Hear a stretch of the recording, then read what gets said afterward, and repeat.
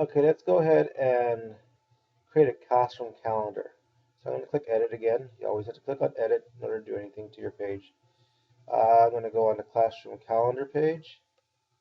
And now you notice I have some options. Looks different than the first page. When your first page is a little bit different than your classroom page. So your classroom calendar, I'm sorry. Your classroom calendar is real simple. All you have to do to add something on your classroom calendar is you click on new event, and you'll notice you have a box pops up. Let's say you're going to have a test on August 30th.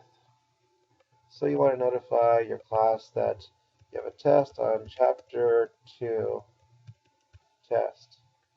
Um, you can add a location, you can put the room. Oops, there we go. And let's say you want to add some additional information on here just so they know. You can put on here um, study vocabulary and um,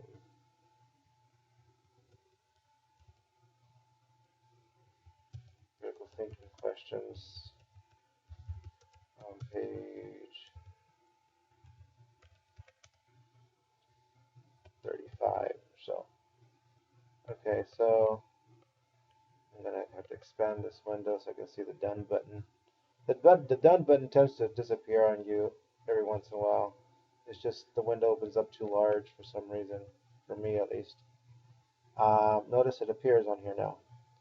And if I select the actual button, the text appears. Chapter 2, study vocabulary, critical thinking question. Uh, and you can add another event and do the very same thing again. Select a date and so on. Let me go back to this here. Let's say I want this to appear for a certain amount of time. I can click on options and I can select some things like the start time of the event and the end time of the event. So I can select starts at 8 o'clock and ends at 9 o'clock. So I can put a little more details in there. I'll just cancel out for right now.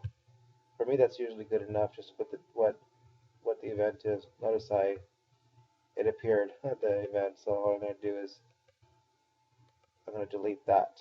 That's how you delete your events. You can pretty much click on the little pencil that appears when you scroll over the actual event, click on it, and then click delete, or you can edit and change something on it. Okay,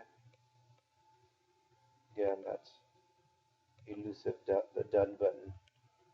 Okay, so this is when I click on preview, this is what your students will see.